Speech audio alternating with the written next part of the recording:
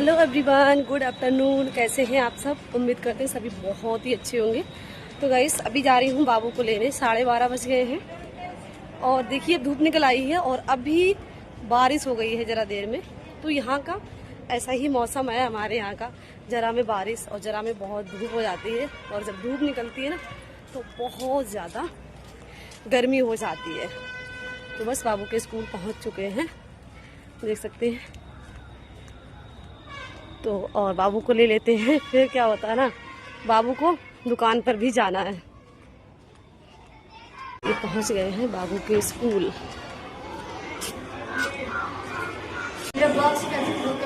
हाँ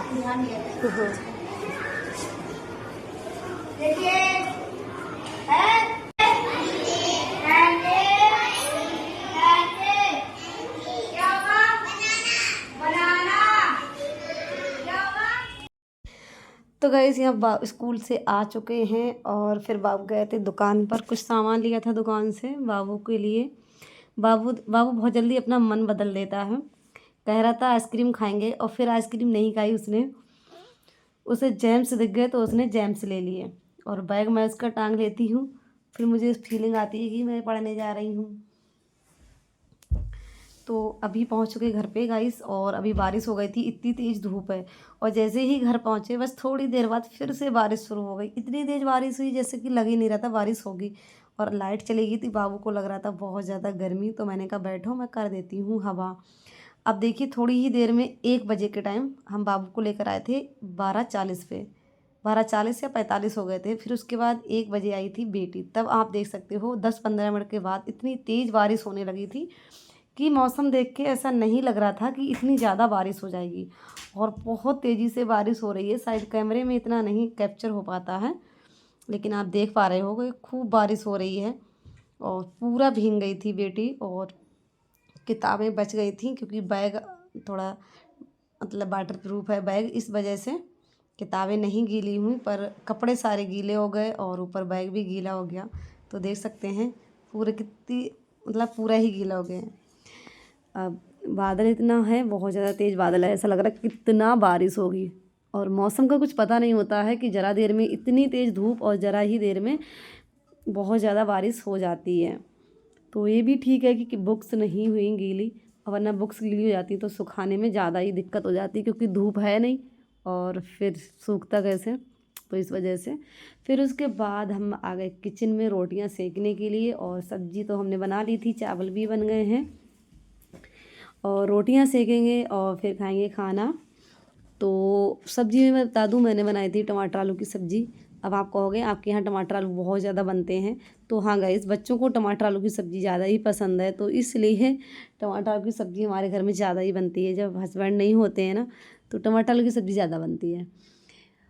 और जब वो होते हैं तो एक सब्ज़ी और दाल बन जाती है बच्चों के लिए। तो यहाँ पर बच्चे तो रोटियाँ खाएंगे नहीं, मैं अपने लिए सिर्फ सेकूँगी 2 रोटियाँ बस। बच्चे तो चावल ही खाते हैं, आलू के साथ रोटी खाना बिल्कुल भी पसंद नहीं करते हैं। पर गाइस मुझे तो दोनों चीज़ चाहिए होती हैं, रोटी और चावल। एक चीज़ से मेरा पेट नहीं भरता है। जब नहीं खाते थे तब अलग बात थी, लेकिन अभी तो फ़िलहाल मुझे दोनों ही चीज़ चाहिए होती है। तो मुझे खाना बनाने में बिल्कुल भी आलस नहीं आता है, चाहे जितनी बार भी बनवाना पड़े।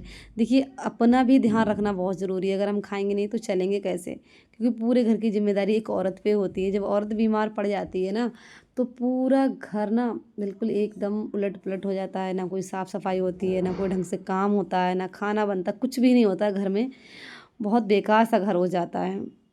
जैसे एक कमाने की ज़िम्मेदारी एक पति की होती है, मतलब एक जेंट्स की होती है। अगर वो ना हो तो कितनी ज़्यादा प्रॉब्लमों का फेस करना पड़ता है। वैसे ही घर में एक स्त्री अगर बीमार पड़ जाए तो उसके बिना भी घर एकदम बेकार सा बिखरा बिखरा सा हो जाता है। तो यहाँ पर मैंने हाँ अरबी की भी सब्ज़ी बनाई थी, सूखी उबाल कर तड़का लगाया था, मुझे बहुत ज़्यादा पसंद है। उसके बाद हम लोगों ने खाना खा लिया था, फिर हम छत पर आए थे कपड़े डालने के लिए कि थोड़ी थोड़ी धूप निकली थी। फिर मैंने सोचा चलो कपड़े डाल दें, और जैसे ही कपड़े नहीं डाल पाए वैसे फिर से गाइस बारिश आ गई। फिर सारे कपड़े उतार कर नीचे ले जाते, कितनी तेज़ हवा चलने लगी। मुझे लगा शायद अब नहीं होगी बारिश, चलो बहुत सारे कपड़े थे, मतलब खाना खा के इन बच्चों के कपड़े धोए क्योंकि सारा भीग गए थे। और बेटे की भी ड्रेस धोई, बेटी की भी सारे कपड़े, बैग तो नहीं धुला शायद, सारे ड्रेस सब चीज़ धुली इनकी। तो मैंने कि चलो डाल दें, शायद सूख जाएंगे, कल स्कूल चले जाएंगे बच्चे। लेकिन मुझे नहीं लगता कल स्कूल जा पाएगी बेटी, क्योंकि जब कपड़े ही नहीं सूखेंगे तो पहनेगी क्या। और ड्रेस ही मतलब अलाव है और कपड़े पहन के जा नहीं सकते हैं। तो देख सकते हैं बारिश होने लगी थी गाइस, और हवा बहुत ज़्यादा तेज़ चल रही थी। फिर मैं आ गई थी नीचे। तो गाइस नीचे बाहर एक रूम खाली पड़ा है बाहर के साइड में, उसी में मैंने रस्सी बांध रखी है। तो सारे कपड़े मैंने उसी में डाल लिए थे, और फिर बर्तन धुल के मैंने रख दिए थे। खाना खा के पहले बर्तन धुले थे, उसके बाद कपड़े धुले थे। तो बर्तन भी सारे सूख चुके हैं, तो सारे बर्तन को हम लगा देते हैं। मैंने सोचा पहले कपड़े धुल के डाल देते हैं बर्तन धुलने के बाद, उसके बाद किचन की सफाई करूँगी, क्योंकि कपड़े सूख जाएंगे। लेकिन वो ऐसा हुआ कि बारिश होने लगी, तो कपड़े तो सूखना इम्पॉसिबल है। तो सारे बर्तन अच्छे से सूख जाते हैं ना, तब लगाओ ना, तो किचन मतलब एकदम क्लीन रहती है। अगर गीले बर्तन हम स्लैब पे रख देते हैं ना, तो फिर मतलब एक गीला गीला हो जाता है, फिर उसमें ना कीड़े आने लगते हैं, एक मतलब सर्दी की वजह से। तो इसलिए बर्तन में जब सूख जाती हूँ ना, तभी रखते हैं बर्तन। तो अब वैसे तो मैं किचन आपको साफ़ ही लग रही होगी, मैं साफ़ करती रहती हूँ साथ में साथ, लेकिन बाद में बस थोड़ा बहुत रह जाता है, तो उससे साफ़ कर देते हैं। तो इससे समय भी नहीं लगता है, और किचन हमारी एकदम साफ़ सुथरी रहती है। और अब थोड़ा सा करेंगे हम लोग आराम। खाना खा लिया, बर्तन धुल गए, कपड़े धुल गए, सारा हमारा काम हो चुका है। अब थोड़ी देर हम लोग आराम करेंगे, 1-2 घंटे। और अभी बज गए हैं 2, ढाई बज गया है। अब वही 1-1.5 घंटे आराम करने के बाद गाइस फिर से आ गए किचन में, और अब हम बनाएंगे चाय। और शाम के बज गए हैं 4। तो 4 से 5 बजे के बीच में हम अपनी चाय को पीते हैं, और उसके बाद शाम के काम शुरू हो जाते हैं।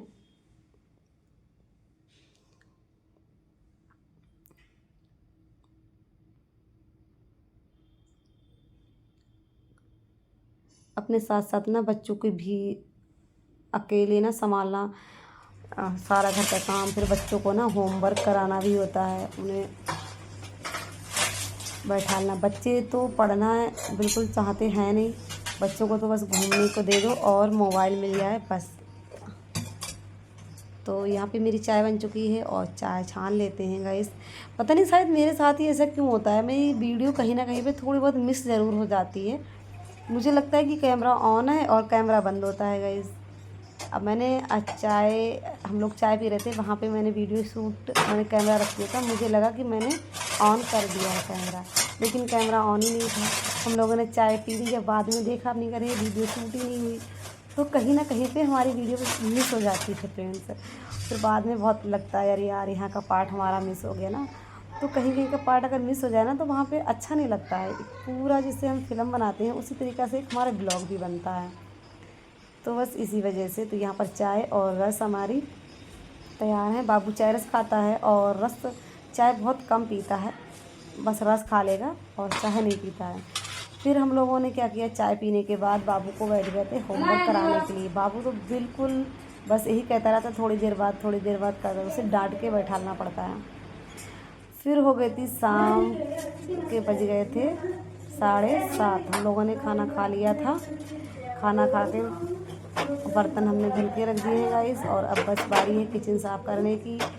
शाम को ना मैं बिल्कुल अपनी किचन रूम बहुत अच्छे से साफ़ करके सोती हूँ, ताकि सुबह जब मैं उठूँ तो मुझे बिल्कुल अपना कमरा और किचन साफ़ सुथरा मिले।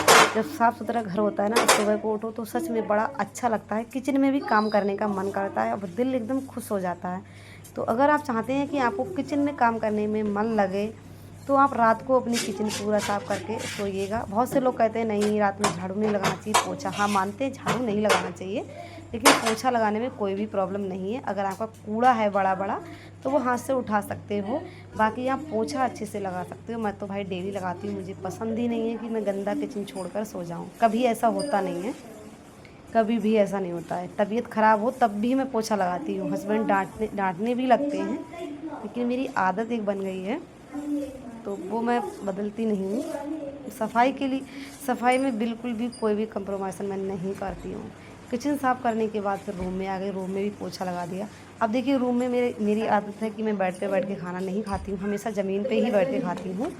तो इसलिए मैं अपना कमरा बिल्कुल साफ़ सुथरा रखती हूँ, ताकि मैं बैठ भी जाती हूँ, लेट भी जाती हूँ।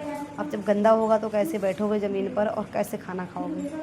तो इसलिए मैं हमेशा अपने रूम को एकदम साफ़ सुथरा रखती हूँ, रूम हो चाहे किचन हो। और उसके बाद फिर हम लोग जाएंगे टहलने के लिए। बच्चे खाना खाकर चले गए हैं, थोड़ा सा टहल लेते हैं। देखिए दिन में खाना खाने के बाद 1 घंटे आराम करना बहुत ज़रूरी है, और रात में खाना खाने के बाद टहलना, ज़्यादा नहीं 15-20 मिनट आप टहल लो तो बहुत ही अच्छा रहता है। लेकिन मैं ज़्यादा टहल नहीं पाती हूँ, क्योंकि बच्चों के साथ बहुत ज़्यादा प्रॉब्लम हो जाती है। मेरा बेटा एक ऐसा है ना, जब वो अपने आप तो खेलता रहेगा, जैसे मैं जाऊँगी ना तैसे वो रोने लगता है, अंदर चलो अंदर चलो। फिर मैं ज़्यादा देर नहीं टहल पाती, बहुत मुश्किल में 10 या 15 मिनट। तो देख सकते हैं पूरा घर हमारा क्लीन हो गया है गाइस, और अब चलते हैं बाहर टहलने के लिए। तो गाइस आज का ब्लॉग कैसा लगा कमेंट में ज़रूर बताइएगा, और फिर मिलूँगी एक और नए ब्लॉग के साथ। बस उम्मीद करते हैं कि आप लोग अपना प्यार सपोर्ट हमें ज़रूर से देंगे, बस यही उम्मीद है इस 2025 में। और अभी तक तो कुछ नहीं मिला, शायद 2025 से कुछ हमारे लिए अच्छा खुशखबरी लेकर आए, जो हम चाहते हैं वो हमारी मनोकामना पूर्ण हो जाए। लेकिन वो सब आपके प्यार और सपोर्ट से ही होगा, जब तक आप सपोर्ट नहीं करोगे तब तक कुछ भी नहीं होगा गाइस। तो प्लीज़ गाइस मुझे सपोर्ट करिएगा, और आप लोगों के लिए ऐसे अच्छे अच्छे ब्लॉग लाते रहेंगे। तो चलिए गाइस फिर मिलते हैं नेक्स्ट वीडियो में, तब तक के लिए गुड नाइट, बाय।